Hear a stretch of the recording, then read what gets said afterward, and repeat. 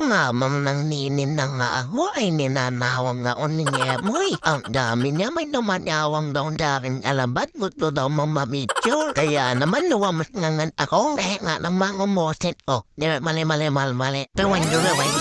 Habang nagtitinda na ako ay tinatawag ako ni Jepo. Ang sabi niya may tumatawag daw sa akin sa labas gusto daw magpapicture. Kaya naman luwabas agad ako at tinignan ko kung sino yung mga tumatawag sa labas. Mga followers pala natin dito sa TikTok. Binisita tayo at si Yesha at si Koreano. Kaya tinawag ko na sila. Medyo nahihiya pa. Sabi ko, sakto na andito si Yesha. Yesha na lang sila magpa-picture. Ayan, at para mapatunayan nga na followers talaga natin sila, ipinakita pa talaga nila yung mga vlog natin. At ang sabi ko, pahiram na lang ng cellphone nila at ako na lang magpipicture at pipicturean ko sila sa tabi ni Yesha. Medyo nahihiya rin kami ni Yesha kasi first time lang may magpa-picture sa amin. Hindi na nga namin natanong kung anong mga pangalan nila at kung tagasan sila. Talagang mga bagong mukha sila dito sa lugar namin. Kahit yung mga tambay at mga bata, hindi din sila kilala. Pasensya na at hindi ko kayo na-entertain na maayos kasi first time lang talaga namin dito. Nakalimutan ko nga kayong pasawewin kasama si Yesha kasi talagang nagulat kami na bigla na lang may tumatawag sa aming mga followers namin na taga-ibang lugar.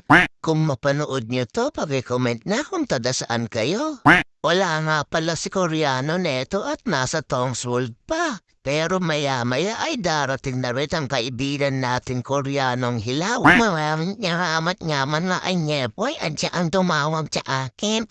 Lumamat ay putya na bago na naman ang boses ko. Maya-maya nga habang gumagawa ako ng scratch card ay dumating na ang kaibigan natin Koreano. Sabi ko hinahanap siya ng mga followers namin sa TikTok. Ito ang sinabi ni Koreano sa kanila. Sa mga nagpunta dito, pasensya na kung taga-anong pa ako hanggang 9:30 ako lumabas ng mall Maya-maya nga ay lumabas muna ako ng shop kasi medyo mainit na sa shop at maraming tao. Etong si Koreano sumunod naman kaagad sa atin. Parang gusto pang akbayan si Yesha, umaamba yung kamay, ang tinder. Kaya medyo nagulat doon si Yesha kung dumampi yung kamay ni Koreano kay Yesha. Siguradong nasampal ito ng malupot. At etong ang si Baklang Joy ay mumunguso-nguso pa kay Koreano. Parang trip pa yata ang kaibigan nating Hilaw.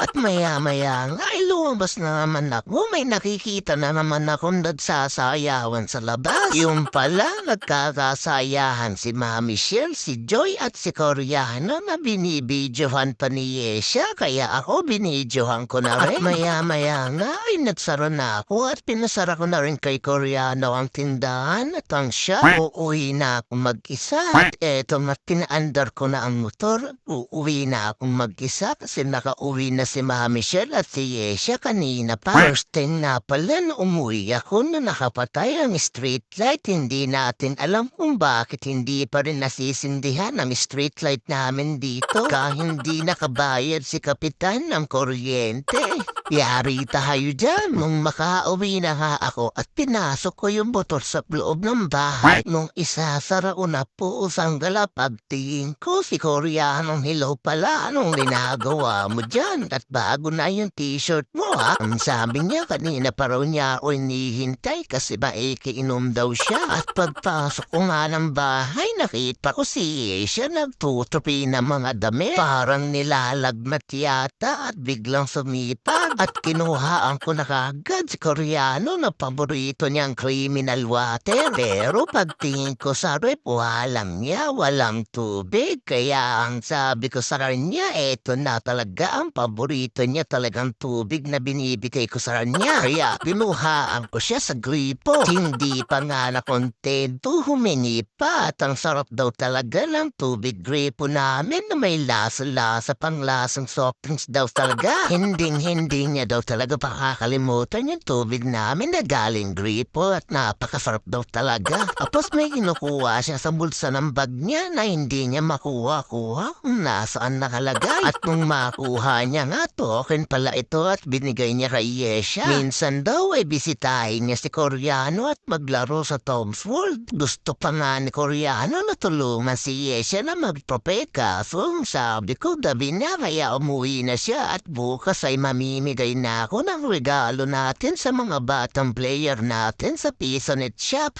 at siya ang tutulong sa akin. Kaya pinagpahinga ko na nga muna ang kaibigan natin Koreano kasi galing pa siya sa trabaho niya. Hanggang dito na lang muna ang video natin hanggang sa susunod na video. Bye!